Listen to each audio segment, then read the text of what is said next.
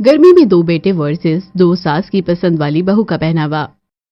चांदपुर गांव में शहर के दो भाई यश और राज अपने दोस्त नवीन की बहन की शादी में आए थे। गर्मी इतनी भीषण थी कि दोनों भाई से गर्मी बर्दाश्त ही नहीं हो रही थी। बाप रे, रात के समय भी गांव में इतनी गर्मी हो रही है कि पसीना आ रहा है। मैंने तो सुना था रात को गांव में बहुत ठंडक ज्यादा होती है। हाँ भाई, मुझे भी ऐसा लगा था, लेकिन पसीने से शर्ट भीग गई है, हवा भी नहीं लग रही है। लोग पंखे के सामने खड़े हुए हैं। क्या करें, दोस्त के बहन की शादी है, वरना गांव में कहाँ मन लग रहा है। कल सुबह होते ही घर से निकल जाएंगे। फिलहाल तो ठंडा पानी या कोल्ड ड्रिंक मिल जाती तो मजा आ जाता। ये लीजिए ठंडा ठंडा नींबू पानी का शरबत पीजिए, क्योंकि यहाँ तो कोल्ड ड्रिंक मिलना थोड़ा संभव सा है। बिल्कुल जैसे ही आप इस ठंडे ठंडे नींबू पानी को पियेंगे आपकी गर्मी भाग जाएगी, क्योंकि ये मटके का पानी है जो गांव में काफी ज्यादा ठंडा होता है। इसके आगे बर्फ फीकी है। हाँ, थैंक यू। हमें देखकर आप ये ठंडा नींबू पानी लेकर आए हैं, सच में काफी रिफ्रेशिंग है। मेरी तरफ से भी थैंक यू आप दोनों को। वैसे आप किसके साइड से हैं? हम तो लड़के वालों की तरफ से ही हैं। और हम लड़की वालों की तरफ से। संध्या जैसे ही जाती है उसका दुपट्टा यश की घड़ी में अटक जाता है, तो यश मुस्कुराकर उसका दुपट्टा निकालता है। इतने में गांव का जानने वाला मुकेश घूरते हुए, अरे आंखें नीची कर, अपने गांव की छोरियों को ऐसे ताड़ रहा है। शर्म कौन नहीं आवे तुझे? तुम्हारे शहर में ये सब होता होगा, गांव में नहीं चलेगा ये सब। अरे माफ करिए अंकल जी, लेकिन आप हमें गलत समझ रहे हैं, ऐसा कुछ नहीं है। और तुम दोनों अभी तक खड़े, जाती क्यों नहीं हो? जा रहे हैं काका जी। दोनों लड़कियां वहां से जाकर शादी की रस्म देखने लगती हैं। मुकेश भी सुनाकर चला जाता है। भैया ये कितने डरावने अंकल थे, हल्क जैसे। डरावने हैं तो हमें भी हंसाना आता है, कॉमेडी कर देते। क्या है रे हल्कू, क्यों चिल्ला रहा है हल्कू? हाँ भैया, बहुत फनी जोक था, हंसी बिल्कुल नहीं आ रही है। अरे ज्यादा मत बन। वैसे नींबू पानी पीकर थोड़ी राहत तो मिली। तुम दोनों यहाँ हो, तुम्हें कुछ खाने पीने के लिए चाहिए? वैसे मेरी बहन की विदाई हो गई है। तेरी आंखें नम है, चला थोड़ा बाहर खुली हवा में बैठते हैं, यहाँ बहुत भीड़ है। तब यश अपने दोस्त को खटिया की तरफ ले जाता है, जहाँ थोड़े बहुत मच्छर काट रहे थे, लेकिन हवा भी चल रही थी। सामने खेत था। नवीन अपनी बहन को बहुत याद करता है और फिर यश राज उसे सुलाने के बाद खुद भी वहीं सो जाते हैं। तो करवट बदलते हैं और इसी तरह सुबह हो जाती है। पक्षियों की चहचहाहट और मुर्गे की बांग से 6 बजे ही दोनों भाई उठ जाते हैं। सुबह हो गई, बहुत गर्मी लग रही है, ठीक से सो भी नहीं पाया। भैया आपका दोस्त कहाँ है? अरे मुझे क्या पता, मैं तो अभी जागा हूँ। शायद काम में लग गया होगा, शादी के बाद भी बहुत काम रहते हैं ना। अरे वैसे जो भी बोलो, रात को जो लड़कियां आई थी अच्छी थी ना? हाँ भैया, मेरा तो दिल भी आ गया है। बड़ा दिल आ गया है? याद है ना रात वाला चाचा कैसे बोल रहा था, हल्कू कहीं का। तभी नवीन की माँ दोनों को चाय नाश्ते के लिए बुलाती है। दोनों नहाने जाते हैं, लेकिन बाकी के लोग नहा रहे होते हैं, तो दोनों इंतजार करते करते खेत में मस्ती करते हैं। गाने को गिटार की तरह लेकर बजाने लगता है। तुझे देखा तो ये जाना सनम, प्यार होता है दीवाना सनम।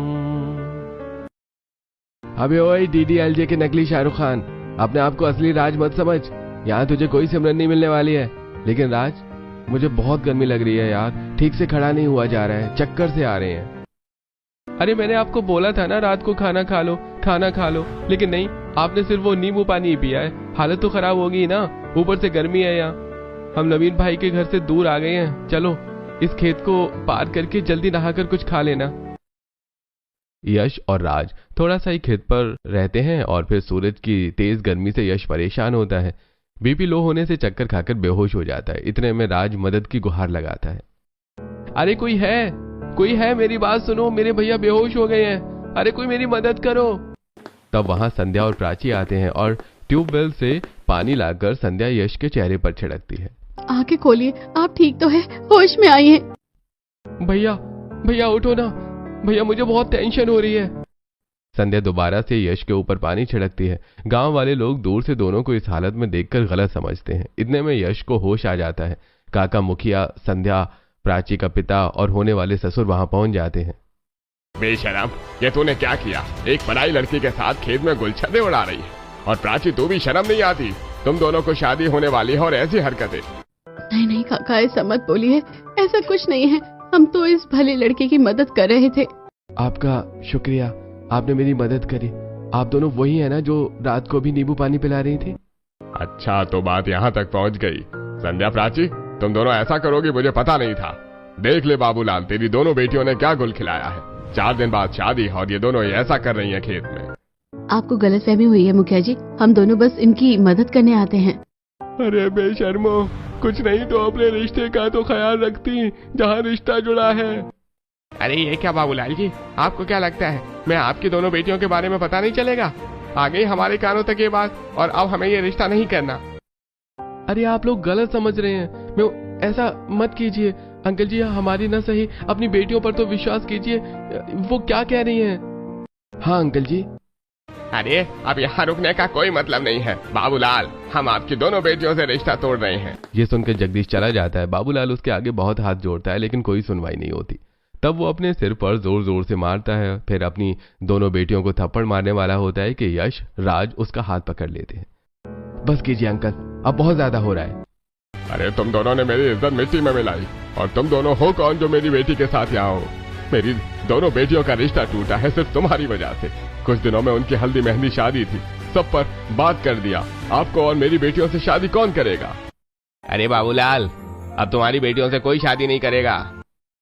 हम करेंगे, हमें ये दोनों पसंद है अंकल, आप चिंता मत कीजिए। आपकी बेटियों को अच्छा फ्यूचर ही मिलेगा हमारे साथ। तभी मुकेश दोनों का गिरेबान पकड़ लेता है। अरे तुम दोनों की वजह से एक तो दोनों बच्चों का रिश्ता टूट गया और तुम्हारी हिम्मत इतनी कि तुम खुलेआम गांव में ये बोल रहे हो कि हमारी बच्चों को पसंद करते हो, उनसे शादी करोगे या? हाँ, ये सब नहीं चलता। अरे हल्कू चाचा, ज्यादा हवा में उड़िए मत। उनके पिता ही तो बोल रहे हैं कि अब उनसे शादी कौन करेगा। हम अच्छे खानदान के शहर के लोग हैं, ऐसे वैसे नहीं। अंकल आप बताइए, आप अपनी दोनों बेटियों का हाथ हमारे हाथ में देना चाहते हैं? वो हमेशा सुखी रहेंगी। हाँ अंकल, अगर आपको यकीन नहीं है तो आप हमारे घर भी चल लेना। बाबूलाल हाँ कर दे इस रिश्ते के लिए, क्योंकि वैसे भी तेरी लड़कियों से कोई शादी नहीं करने वाला। हाँ ठीक है, मुझे मंजूर है। अपनी बेटियों के लिए ये रिश्ता, तुम दोनों को गांव के मंदिर में ही मेरी बेटियों से शादी करनी होगी। हाँ ठीक है, हम तैयार हैं।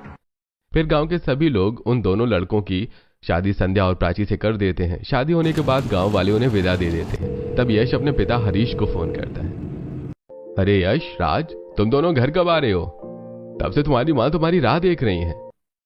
पिताजी, हम शाम तक घर पहुंच जाएंगे, लेकिन एक बहुत बड़ी गड़बड़ हो गई है। हम यहाँ शादी में आए थे और गांव वालों ने हमें गलत समझ लिया। मजबूरी में हमें यहाँ की लड़कियों से शादी करनी पड़ी। लेकिन लड़कियां बहुत अच्छे स्वभाव की हैं, संस्कारी हैं, हमें पसंद भी हैं। लेकिन माँ नहीं मानेंगी क्योंकि वो दोनों गांव की हैं। अब आप ही संभाल सकते हो। हाँ पापा, अब ये मैटर आपको ही संभालना होगा। अरे तुम चिंता मत करो, तुम्हारे साथ हरीश राठौर है। तुम घर आओ, मैं अपनी बहुओं की राह देख रहा हूँ। फोन कट जाता है। दोनों लड़कियों की आंखों में आंसू होते हैं। वो कार के अंदर बैठे होते हैं। उसी वक्त हमें जो फैसला सही लगा हमने कह दिया। तुम दोनों राजी हो ना हमसे शादी करने में? चिंता मत करो, तुम्हें किसी चीज की कमी नहीं होने देंगे। हमें भी आप पसंद है, लेकिन जिस तरीके से सब कुछ हुआ उसमें पिताजी की इज्जत पर बात बनाई है, इसके लिए बहुत बुरा लग रहा है। हाँ, क्योंकि गांव में इस चीज के लिए बहुत टॉर्चर किया जाता है। हरी चिंता मत करो, कुछ दिनों बाद तुम अपने घर मिलने आ जाना। दोनों भाई दोनों बहनों को सहानुभूति देते हैं। शाम तक दोनों भाई घर पहुंच जाते हैं। जैसे ही दरवाजे पर अनीता अपने दोनों बेटों को वरमाला और उनकी पत्नी के साथ देखती है तो उसका गुस्सा 7वें आसमान पर पहुंच जाता है। ये सब क्या है यश और राज? तुम दोनों गांव में शादी के लिए गए थे या शादी करने गए थे? और तुम मुस्कुरा कर क्या खड़े हो? तुम्हारे दोनों बेटों ने मेडल वाला काम किया है क्या? मैं शादी को नहीं मानती हूँ। कौन है ये लड़कियाँ? कहाँ की हैं? स्टैंडर्ड की है कि नहीं? मैं क्यों अपनाऊं? देखो, तुम बात को बड़ा कर रही हो, एक बार बच्चों की भी आवाज सुन लो। माँ, परिस्थितियाँ ऐसी हो गई थी कि हमें शादी करनी ही पड़ी। हाँ माँ, आपको शिकायत का मौका नहीं देंगी ये। अनीता, गुस्सा थूक दो, अब बच्चों की शादी हो चुकी है। तुम अपनाओगी नहीं तो समाज बातें बनाएगा, और जो भी बातें बच्चे मुझे पहले ही बता चुके हैं, जिसमें हम कुछ नहीं कर सकते। मतलब आपने इनका साथ दिया, मेरे बेटे अपनी पसंद की बहू ले आए, तो मैं फिर जिंदा क्यों हूँ? मेरे तो सारे अरमान चकनाचूर कर दिए इन दोनों ने। माँ जी, भगवान के लिए ऐसी बातें मत कीजिए, हमें एक मौका दे दीजिए, हम आपका पूरा घर अच्छे से संभाल लेंगे। हाँ माँ जी। पता नहीं वो कौन सा मनुष्य दिन था जब तुम दोनों ने इन दोनों को देखा और पसंद कर लिया। मैंने तो सोचा था कि पढ़ी लिखी अमीर बहू लेकर आऊंगी, लेकिन तुम तो गंवार घूंघट वाली गांव की ले आए। मम्मी पापा सही कह रहे हैं, अब तो शादी हो चुकी है दोनों भैया की। अनीता, अपनी बहू का गृह प्रवेश कर दो। मुझे इनका कोई गृह प्रवेश नहीं करना। सलोनी तू कर दे। जब सलोनी अपनी दोनों भाभियों की आरती करके चावल का कलश गिरवाती है और दोनों का गृह प्रवेश करती है। भाभी, इस प्यारे से ससुराल में आपका स्वागत है। इतनी गर्मी हो रही है, आपको घूंघट में गर्मी नहीं लग रही? और आपकी साड़ी भी तो मोटी है। अब इतनी गर्मी तो सही है, लेकिन क्या कर सकते हैं, घूंघट भी तो परंपरा होती है ना, जिसे हम तोड़ नहीं सकते। चिंता मत करो, यहाँ तो एसी लगा हुआ है, गर्मी भी नहीं लगेगी। फिर उस दिन बाहर से खाना आता है जिसे खाकर सब सो जाते हैं। अगले दिन ब्रह्म मुहूर्त में उठकर सुंदर सी साड़ी में पल्लू करके तैयार हो जाती है और घर का फिर कोना कोना चमका कर रसोई में खाना तैयार कर देती है। प्राची, अभी तक कोई नहीं आया, चल दिया भी जला देते हैं। तब दोनों बहू मंदिर में दिया जला देती हैं। पूरा घर धूप बत्ती की खुशबू से महक रहा था। इतने में बाकी लोग भी उठकर आते हैं। क्या बात है, आज तो पूरा घर नया सा लग रहा है। ये सोफा तो इस तरफ था, यहाँ कैसे आया? अरे सच में घर को एक नया रूम मिल गया है। अरे यह सब तो मेरी दोनों संस्कारी बहुओं ने किया है। क्यों बहुओं? अरे बेटा, अभी तक घूंघट करोगी? देखो, यहाँ पर यह सब नहीं होता, लेकिन तुम सिर पर भी पल्ला कर सकती हो, किसी को बुरा नहीं लगेगा और तुम्हारी परंपरा भी रह जाएगी। शुक्रिया पापा जी। दोनों बहू अपना घूंघट करके सिर पर पल्ला कर लेती हैं। तभी अनीता आकर, ये मेरे घर को किसने चेंज कर दिया? फर्नीचर इधर उधर हो गए और सफाई भी काफी ज्यादा। माँ जी, हम सुबह जल्दी उठे थे, इसलिए हमने घर की साफ सफाई कर दी और टेढ़े मेढ़े सोफों को ठीक जगह लगा दिया और खाना भी बना दिया, पूजा भी कर दिया। ऋषि, ये तुम्हारी कैसी संस्कारी बहुएं हैं जो घर आते ही अपना राज चला रही हैं? देखो कैसे सेटिंग बदल दी।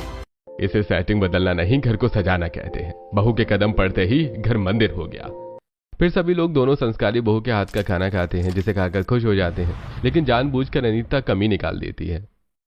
किसे खाना कहते हैं? मुझे तो इसमें कुछ भी अच्छा नहीं लग रहा। ऊपर से इनका पहनावा तो देखो गांव टाइप की है। पता नहीं मैंने अपने दोनों बेटों के लिए क्या क्या सोचा था, सब बर्बाद हो गया। अरे क्या बात कर रही हो मम्मी, इतनी अच्छी तो आलू की कचौड़ी और दही बनाया है, पहनावा भी अच्छा है। तू तो यही कहेगा, तेरी पसंद की लुगाई जो आ गई है इस घर में। माँ जी, ये देखिए आपकी पसंद का चावल बना है, एक बार खा कर देखिए। मुझे जो खाना है मैं खा लूंगी, तेरी परमिशन की जरूरत नहीं है मुझे। सच में भाभी, आप दोनों ने बहुत बढ़िया खाना बनाया है। और इसीलिए मेरी तरफ से तुम दोनों की पहली रसोई का शगुन ये रहा। हरीश दोनों बहुओं को साड़ी और जेवर देता है। शुक्रिया पापा जी। भाभी, लंच पैक कर दीजिए ना, बहुत अच्छा बनाया है, अब ऑफिस जाना है। जी देवर जी। तब दोनों बहुएं अपने पति और दोनों देवर का लंच पैक कर देती हैं, जिसके बाद चारों ऑफिस चले जाते हैं और दोनों आज्ञाकारी बहू की तरह रसोई समेटती हैं। एक हफ्ता गुजर जाता है। दोनों बहू अपने ससुराल की जिम्मेदारी बड़े अच्छे से संभालती हैं। एक दिन पड़ोसन अनुष्का उनके घर आती है। क्या बात है अनीता, तूने चुपके चुपके अपने दोनों बेटों की शादी कर दी और गली में किसी को खबर तक नहीं की, ना मुंह दिखाई पर बुलाया। मेरे बेटों ने अपनी पसंद की शादी की है, मेरे पसंद की नहीं, इसलिए मैंने किसी को नहीं बताया और ये शादी भी गांव से करके आए हैं। पर जो भी बोलो, तेरी दोनों बहुएं बहुत आज्ञाकारी और संस्कारी है और उनका पहनावा तो मुझे बहुत पसंद है। सादगी से रहती है, पूरा पल्लू करके, फुल स्लीव साड़ी पहनकर, वो भी इतनी गर्मी में। भैया, मेरे से तो साड़ी नहीं पहनी जाती, इसलिए कूलर के आगे बैठी रहती हूँ। मैं खुद एसी के कमरे में रहती हूँ। इस बार तो गर्मी अप्रैल से भी पहले ही आ गई है। हाँ सच में। अरे आंटी जी, आप नमस्ते नमस्ते। तब संध्या अनुष्का के पैर छू लेती है। जीती रहो बहू, सदा सुहागन रहो। वाह, जैसे दूर से देखा था पास से भी बिल्कुल संस्कारी हो। तारीफ करके इसको चने के झाड़ पे मत चढ़ा। हमारी नोकझोंक तो होती रहेगी, मैं चलती हूँ। ये कहकर अनुष्का चली जाती है। 2 महीने गुजर जाते हैं। दोनों बहू भरी गर्मी में भी फुल स्लीव ब्लाउज और साड़ी पहनकर खाना बनाती थी। ये देखकर घर वाले भी हैरान थे। माँ जी, पापा जी, ये लीजिए आपकी गरम गरम पूरी और सलोनी तुम्हारी आलू गोभी की सब्जी। प्रेम, ओम तुम्हारे लिए ओट्स का ब्रेकफास्ट, सब रेडी है। सब तो ठीक है भाभी, लेकिन आप दोनों इतनी देर से रसोई में लगी हो। गर्मी से देखो आप दोनों का क्या हाल हो गया है। गर्मी नहीं लगती है क्या आपको? अब गर्मी तो लगती है, इसका कोई इलाज नहीं है, लेकिन ये साड़ी कंफर्टेबल है, सूती जो है। छी, एक नंबर का बकवास पहनावा है इन दोनों का। अरे थोड़ा सा इन्हें मॉडर्न बनने की जरूरत है। अब भले ही गांव से आई हैं, ये नहीं कि थोड़े हल्के कपड़े पहन ले। अरे तुम उन दोनों के पहनावे के पीछे क्यों पड़ी हुई हो? अगर कोई आता जाता उन दोनों की तारीफ करता है, लेकिन तुम्हें तो ऐसी बहू चाहिए ही नहीं। देखो, घर में परंपरा और संस्कारी बहुएं ही अच्छी लगती हैं, ना कि मॉडर्न। जमाना कितना भी मॉडल हो जाए, लेकिन संस्कार कभी नहीं छोड़ने चाहिए। ओहो, ज्यादा ज्ञान मत दो। प्रेम ओम, अब वक्त आ गया है कि मैं तुम दोनों की शादी कर दूं। मैं नहीं चाहती कि तुम दोनों भी अपनी पसंद की लड़कियां ले आओ इस घर में, क्योंकि मुझे तो मॉडर्न और अमीर लड़कियां ही चाहिए मेरे बहू के रूप में। नहीं माँ, हमें कोई ऐतराज नहीं है। हम दोनों को तो आजकल की ही मॉडर्न लड़कियां पसंद है। भैया को ज्यादा ही आदर्शवादी हैं, इसलिए उन्होंने गांव की पसंद कर ली, लेकिन हमसे ये नहीं हो पाएगा। हाँ, पिटना चाहता है क्या भैया से? प्रेम के ये बोलते ही यश और राज बड़ी बड़ी आंखें करके उन्हें घूर रहे थे। अरे भैया, आप कैसे समझ रहे हैं? ऐसा कुछ नहीं है, मेरी दोनों भाभी मुझे बहुत पसंद है। चुपचाप खाना खा ले। 2 हफ्ते में अनीता अपने दोनों बेटों के लिए अपने पसंद की अमीर और मॉडर्न लड़कियां ढूंढ लेती है और उनकी शादी अपने दोनों बेटों से कर देती है और बड़े प्यार से चांदनी और शालू का गृह प्रवेश करती है। ढोल नगाड़े बज रहे थे, फैशनेबल लहंगे में दोनों घर में आती हैं। तब मेहमानों को देखकर दोनों बड़ी बहू एक घूंघट में थी। ये देखकर सास की पसंद की बहुएं हंसने लगती हैं। माँ जी, गाँव की घूंघट वाली औरतें कौन है? नौकरानी, इन्हें हमसे घूंघट करने की क्या जरूरत है? हाँ माँ जी, और वैसे भी आजकल घूंघट का जमाना कहाँ रहा है। कौन है ये पुरानी औरतें? भाभी, ऐसा मत कहिए, ये आपकी जेठानियां हैं। यही तो इन दोनों गंवार बहुओं का मुझे पसंद नहीं है। हाँ अनीता, बिना कुछ सोचे समझे मत कहा करो। यहाँ और भी रिश्तेदार हैं, जिसकी वजह से दोनों बहू ने उन्हें सम्मान देने के लिए घूंघट किया है। जैसे कि बहुत तुम्हारी पसंद की आई है, क्या ही बोलो, छोड़ो। पापा जी, अगर आप जेठानी जी की तरफ पॉइंट आउट कर रहे हैं कि हम भी घूंघट करें, तो सॉरी, ये सब पॉसिबल नहीं है। वही तो, हमारा पहनावा देखो, उनकी ये मामूली सी साड़ी देखकर लगता नहीं है कि अपनी शादी में भी इन्होंने इतना एक्सपेंसिव लहंगा पहना होगा। छोड़ो ना चांदनी ये सब। वैसे तो चांदनी शालू नई बहू होने के नाते तुम्हें भी घूंघट करना चाहिए, लेकिन माँ जी और तुम्हारी मर्जी में मैं कुछ नहीं कहूंगी। ओ प्लीज जेठानी जी। ओह माय गॉड, तुम दोनों बहुत थक गई होंगी, जाके आराम करो। अपना भारी भरकम लहंगा चेंज कर लो, कल तुम्हारी पहली रसोई भी तो है। ऑफ कोर्स माँ जी। इसके बाद सब अपने कमरे में जाकर सो जाते हैं। अगले दिन दोनों मॉडर्न बहू देर तक सोई रहती हैं, जबकि बेटे की पसंद की संस्कारी बहुएं रसोई में सारा खाना तैयार कर देती हैं। फिर दोनों मॉडर्न फैशनेबल साड़ी पहनकर इतराते हुए आते हैं। मम्मी जी, मेरा तो कल शादी की वजह से सिर घूम रहा है। पहली रसोई का खाना मैं नहीं बना पाऊंगी, ऊपर से गर्मी इतनी है। हाँ माँ जी, मेरे बस की बात नहीं है। I am to tired. तुम दोनों परेशान मत हो, सारा खाना तो इन दोनों गंवारों ने बना ही लिया है। प्राची, संध्या, मीठा हलवा बना दो और इन दोनों से कड़छी चलवा देना। जी माँ जी। दोनों जेठानियां अपनी देवरानी से बने बने खाने में कड़छी चलवा देती हैं। ये कपड़े देख ससुर ऐतराज जताता है। अनीता, थोड़ा तो अपनी दोनों बहुओं को समझाओ कि नई बहुएं घर में ऐसे कपड़े नहीं पहनती हैं। क्यों, क्या बुरा है इनके पहनावे में? कम से कम उन दोनों गंवार से तो अच्छी है। हाँ पापा जी, वैसे भी हम जेठानी की तरह नहीं हैं। इतनी गर्मी में ऐसी साड़ी और ब्लाउज पहनना है। वही तो पापा जी, आपको अपना माइंड सेट बदलने की जरूरत है। ये सुनकर हरीश खाने से उठकर कमरे में चला जाता है तो दोनों बहू खाना और पानी लेकर कमरे में पहुंच जाती है। पापा जी, किसी और की नाराजगी अन पर मत निकालिए, खाना खा लीजिए, वरना आपकी तबीयत खराब हो जाएगी। इसलिए आपके लिए सत्तू बना कर लाई हूँ। खाना खाने के बाद आप इसे पी लेना, पानी भी यही है। सच में मेरी बीवी को फिक्र होनी चाहिए थी, लेकिन वो नहीं आई। तुम आई हो, क्योंकि तुम दोनों मेरे बेटे की पसंद की हो। तब हरीश खाना खाता है। वहीं दोनों मॉडर्न मूवी ब्रेकफास्ट करके ऊपर आती हैं। तब उनके डीप नेक ब्लाउज और ब्रा स्टेप हाईलाइट होती है। हरीश अपने कमरे से निकलता है और मुंह फेर कर कहता है, बहू, अपने ही घर में मैं ऐसे नहीं घूम सकता। तुम दोनों मेरे बेटे की बहू हो, थोड़ा पहनावे को अच्छा करो। ये सब ठीक नहीं है, ऐसे कपड़े भी मत पहनो जो दिखें। उप्स, मोमेंट पापा जी, अभी नीचे आपको टेबल पर कहा था ना कि आपको अपनी सोच बदलने की जरूरत है। बहू, सभ्य में रहना सीखो, वरना बड़ी बहू से पूछ लो। हरीश फौरन ये बात अनीता के पास जाकर कहता है। अनीता जोर से हंसती है। हाँ, और इससे मुंह तोड़ने की आपको कोई जरूरत नहीं है। आजकल ये सब चीजें कहाँ छिपी हैं? मुझे नहीं लगता मेरी बहू ने कुछ गलत किया है। वो अपनी जगह सही है और मैं उनके साथ हूँ। इस बात पर उनके पहनावे में कोई परेशानी नहीं है। सारी दिक्कत आपको है, क्योंकि वो आपकी संस्कारी पल्लू वाली बहू इस घर में रहती है। आप सोच रहे हैं मेरी दोनों बहू को भी ऐसा बना देंगे? ऐसा कुछ नहीं होगा। आखिर हमारी भी दूसरों के सामने कोई स्टैंडर्ड वाली कोई क्लास है। मुझे तुमसे कोई उम्मीद नहीं करनी चाहिए थी, लेकिन एक दिन तुम्हारी आंखें खुलेंगी जब तुम अपनी ही मॉडर्न बहुओं को ऐसे पहनावे के लिए टोकोगी। और मैं ऐसा क्यों कह रहा था ये भी तुम्हें जल्दी समझ आ जाएगा। इतना कहकर हरीश चला जाता है। वक्त गुजरता है। इस तरह दोनों सास ससुर में दो संस्कारी और दो मॉडर्न बहुओं को लेकर अक्सर बहस होती रहती थी। दोनों संस्कारी बहुएं ही लड़ाई शांत करवाती थी। संध्या और प्राची ही हर रोज जल्दी उठकर घर का सारा काम करते हैं और गर्मी में तरह तरह के व्यंजन बनाकर अपने घर वालों को खिलाती हैं। जबकि दोनों मॉडर्न बहुएं अपने एक कमरे में रहती थी तो कभी बाहर से एक्सपेंसिव कोल्ड ड्रिंक मंगवाती थी। अभी दोनों खुद जाती थी। दोनों का मेकअप करना और रिवील कपड़े पहनना बंद ही नहीं होता था। एक दिन हरीश अपने दोस्त की बेटी की शादी में अपने घर वालों को ले गया। हरीश के समझाने पर भी दोनों मॉडर्न बहुओं का हाफ शोल्डर गाउन में आ जाती हैं, जहां सब लोग बातें बना रहे होते हैं। बाप रे बाप, जरा इन दोनों हीरोइनों को देखो, घर की छोटी बहू होकर कैसे कपड़े पहनती है, और एक तरफ उनकी जेठानियां हैं जो इतनी सुंदर साड़ी में भी मन को भा रही हैं। अनीता, अपने परिवार की थोड़ी बहुत इज्जत करती है या नहीं? तेरी पसंद की बहुएं तो सारी इज्जत डुबो देंगी, लेकिन तेरी पसंद से ज्यादा मुझे तेरे दोनों बेटों की पसंद अच्छी लगी। बहुत संस्कारी है। कोई संस्कारी नहीं है, सब ढोंग है, दिखावा है। इतनी गर्मी में मेरी बहू इनकी तरह 52 गज के कपड़े में ढककर तो नहीं आएगी खुद को। सारी गर्मी क्या तेरी बहुओं को ही लगी है? अरे जरा अपनी संस्कारी बहू को देख, वरना मुझे और खुद को ही देख ले। हमने भी तो साड़ियाँ पहनी है। मुझे तेरे से कोई बात नहीं करनी। पहनावे पर सबकी अपनी अपनी मर्जी होती है। मुझे देखना, हमारी ड्रेस कितनी सुंदर लग रही है, डिजाइनर है। आइए ना हमारे साथ फोटो खिंचवाइए। सच में ताऊ जी, दोनों भैया की वाइफ बहुत अच्छी हैं और संस्कारी हैं। इतनी गर्मी में भी इतने भारी साड़ी पहन रखी है। हाँ, क्योंकि वो घर की लक्ष्मी है, मेरे दोनों बेटों की पसंद की है। लेकिन प्रेम और ओम की वाइफ बहुत रूड है।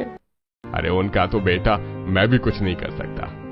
पार्टी में हरीश के कुछ दोस्त उसके बेटों की पसंद की बहू की तारीफ करते हैं, लेकिन ऑफ शोल्डर पहनने वाली बहुओं की वजह से उसे सुनना भी पड़ता है। लेकिन तब भी अनीता को अकल नहीं आती। एक दिन अनीता शालू और चांदनी को आइसक्रीम बनाने को कहती है। क्या माँ जी, इतनी गर्मी हो रखी है और आपने रसोई में भी एसी नहीं लगवाया? देखिए हमें कितना पसीना आ रहा है, हम कैसे बनाएंगे मैंगो आइसक्रीम? चिंता मत करो, मैं कल ही यहाँ पर एसी लगवा दूंगी। दीदी, हम भी गर्मी में कब से खाना बना रहे हैं, लेकिन माँ जी को हमारी तो कोई चिंता नहीं है और ना ही हमें पसंद करती है, जबकि हम घर में सब काम करते हैं। कोई बात नहीं, हमें आदत है, लेकिन मैं भी चाहती हूँ माँ जी हमें भी ऐसे ही प्यार करे। छी, इनको कितने पसीने आ रहे हैं, मुझे तो बहुत बदबू आ रही है। इसके बाद तो दोबारा नहा लेना आप दोनों जेठानी जी। इट्स सो बैड स्मेल, मुझसे बर्दाश्त नहीं हो रही है। आप इन दोनों को ही बोल दो, हम अपने एसी वाले रूम में जा रहे हैं। ठीक है, और तुम दोनों ने सुन लिया ना, मैंगो आइसक्रीम भी बना कर लाओ। तब दोनों रसोई में से चले जाते हैं और दोनों बहू एसी में बैठती हैं, रील बनाकर डांस करती हैं। लेकिन संध्या और प्राची हमेशा की तरह रसोई में पसीने में भीग भीग कर काम करती हैं। ज्यादा गर्मी होने की वजह से अब दोनों बहू घर में छोटे छोटे कपड़े पहनने लगते हैं, जिससे ससुर को शर्म आती है और अनीता उनके साथ देती है। वहीं दोनों संस्कारी बहुएं अपने सिलाई मशीन पर अनारकली सूती और प्यार सूट बनाकर पहनती हैं। वाह भाभी, आपने तो बहुत सुंदर सूट पहना है, मेरे लिए भी बना दो ना। मुझे नहीं पता था आपके अंदर सिलाई का भी टैलेंट है। अरे तुम्हें जिस तरीके का सूट चाहिए सलोनी, हमें बताओ, हम तुम्हें बना कर देंगे। 2 दिन में संध्या और प्राची मार्केट जाकर अच्छा सूती शीशे वाला कपड़ा लाकर सलोनी के लिए बढ़िया सा सूट बनाती हैं, जिसे वो घर में पहनती हैं। अरे वाह, आज तो बहुत सुंदर लग रही हो। कहाँ से ये लेकर आई है सूट, और तू कब से पहनने लग गई? तुम्हारी पसंद की बहुओं ने सलोनी के लिए सूट बनाया है। मेरी बेटी को तो सुंदर दिखना ही था। बिल्कुल सही जवाब। सलोनी, तुम भी अपनी बड़ी भाभीयों की तरह अम्मा जी बन गई। बहुत बेकार सूट है, उतार दो। हम दोनों शॉपिंग करके तुम्हारे लिए ये ड्रेस लेकर आए हैं, देखो कितनी सुंदर है। भाभी, बुरा मत मानिएगा, आपने जो घर में कपड़े पहन रखे हैं ना, ये बिल्कुल एप्रोप्रिएट नहीं है। और आप जो मेरे लिए ड्रेस लेकर आई हैं, वो तो और भी ज्यादा बकवास है। मैं इतने छोटे कपड़े नहीं पहनती जिसमें मुझे खुद अनकंफर्टेबल होकर दूसरों को भी अनकंफर्टेबल करना पड़े। ये चीजें लाइन उन दोनों गंवार भाभीयों की होगी जरूर, व्हाटएवर। देख ले ओम, तुम दोनों की बीवियों ने घर में क्या आतंक मचा रखा है।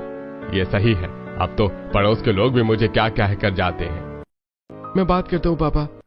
दोनों अपनी पत्नियों से बात करते हैं, लेकिन दोनों उल्टा जवाब दे देती हैं। फिर प्रेम और ओम अपने दोस्त के बर्थडे में अपनी पत्नियों को ले जाते हैं, जहां रिवीलिंग शॉर्ट ड्रेस पहनकर उनके दोस्तों से चिपक चिपक कर डांस करती हैं और फ्लर्ट करती हैं। प्रेम और ओम को यह बिल्कुल भी अच्छा नहीं लगता, तो हाथ खींचकर पार्टी से साइड में ले जाते हैं।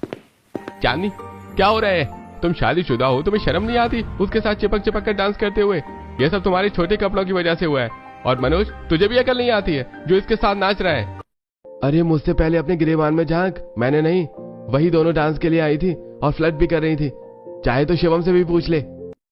अरे क्या सुन रहा हूँ शालू, आज के बाद तुम ऐसे कपड़े नहीं पहनोगी, बस भाभी की तरह ही ढंग की साड़ियाँ पहनोगी। क्यों, कोई जबरदस्ती है? हम दोनों तो ऐसे ही कपड़े पहनेंगे, समझे तुम दोनों? दोनों फिर से पार्टी में नाचने लगती हैं।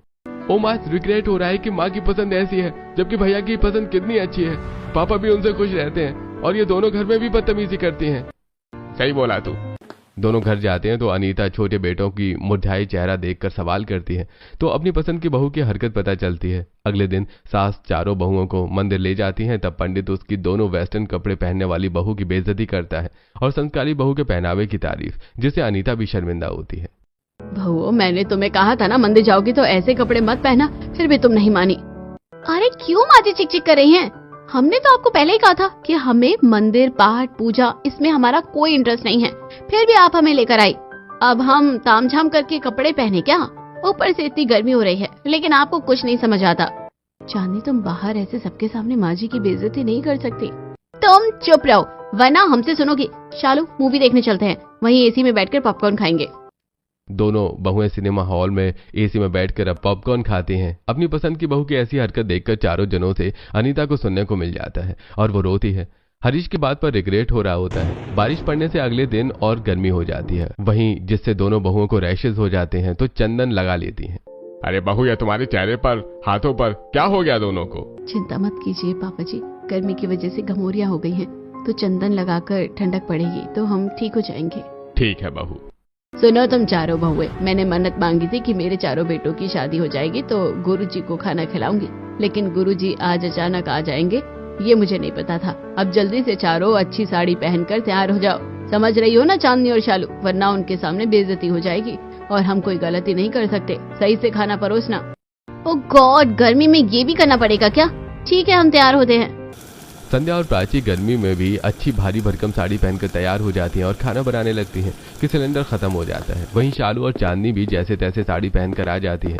इतने में गुरुजी आ जाते हैं। तभी संध्या और प्राची उनके पैर छूती हैं। पीछे से दोनों मॉडर्न बहुएं आती हैं तो उनकी साड़ी खुल जाती है। सदा सुहागन रहो बहू। अरे ये सब क्या है? अनीता, तुम्हारी ये दोनों बहू ने क्या हालत बना रखी है? राम राम राम राम राम। हम ऐसे घर की ऐसी बहुओं से पानी नहीं पिएंगे जो इस तरीके से कपड़े पहनती हो। शर्मिंदा गुरुजी, माफ कीजिएगा, दरअसल इन दोनों को ठीक से पहनना नहीं आता, इसलिए इनसे गलती हो गई है। क्षमा कीजिए गुरुजी, माफी मांगो तुम दोनों। माफ कर दीजिए गुरुजी। नहीं, हम यहाँ से जा रहे हैं। गुरुजी ऐसा मत कीजिए जी, माँ जी की तपस्या का फल है जो आप यहाँ आए, ऐसे बिना खाना खाए मत जाइए। कितनी संस्कारी हैं ये दोनों बहुएं। ठीक है, मैं रुक जाता हूँ। चारों बहू रसोई में अनीता के पास जाती हैं। माँ जी, सिलेंडर तो खत्म हो गया है, अब खाना कैसे बनाए? गुरुजी बाहर बैठे हैं। सिलेंडर खत्म हो गया, लेकिन बिजली है, इंडक्शन पर खाना बना लो। और प्राची, इन दोनों को ठीक से साड़ी पहना दो, इस बार खुली नहीं चाहिए। गुरुजी ने माफ कर दिया है, लेकिन अगली बार नहीं करेंगे। जी माँ जी। जैसे ही दोनों बहू इंडक्शन पर खाना बनाने जाती हैं कि लाइट चली जाती है। दोनों बहू फिर देसी अपना दिमाग लगाकर गर्मी में भी 2 चूल्हे पर खाना बनाती हैं। वहीं दोनों मॉडर्न बहुएं साड़ी पहनकर गुरुजी की हवा करती हैं। जैसे ही दोनों संस्कारी भावें खाना बनाकर लाती हैं, वहीं गर्मी से परेशान होकर गुरुजी के सामने ही दोनों अपनी साड़ी खोल देती हैं, जिसे गुरुजी का अपमान होता है। अब मैं और अपमान नहीं सह सकता। अनीता, तुम अपने पसंद की ऐसी बहुएं घर में लाई हो जिन्हें बड़ों के सामने कोई लाज शर्म नहीं है कि कैसे पहनावे में होना चाहिए। गर्मी चाहे कितनी भी हो, आबरू उतार कर तो नहीं फेंक सकते हैं ना। और एक वो दोनों हैं जो इतनी गर्मी में भी तपते चूल्हे पर मेरे लिए खाना बना कर लाई हैं। इसे कहते हैं घर की लक्ष्मी। और ये है तुम्हारे दोनों बेटों की पसंद की बहू। माफ कर दीजिए गुरुजी, क्षमा कर दीजिए। शालू, चांदनी, मैंने तुम्हें कितना समझाया था, लेकिन तुमने मेरी बेइज्जती करने में कोई कसर नहीं छोड़ी है। हरीश जी, आप सही कह रहे थे, घर में परंपरा और संस्कारी बहू ही अच्छी लगती है, ऐसी मॉडर्न नहीं। अब इन दोनों को इस घर से जाना होगा। अनीता का गुस्सा अपनी दोनों बहू पर फूट पड़ता है और उन्हें घर से बाहर निकाल देती है। तब संध्या और प्राची ही सबको सही से समझता है, तो दोनों बहू को अपनी गलती का एहसास होता है और संस्कारी बहू की वजह से ही गुरुजी शांति से बैठकर खाना खाते हैं। मुझसे बहुत बड़ी गलती हो गई है जो मैंने अपनी असली घर की लक्ष्मी को पहचानने में देर कर दी। माफ कर दो संध्या, प्राची। तब दोनों बहुएं सास के गले लग जाती हैं और वो खुशी खुशी रहते हैं।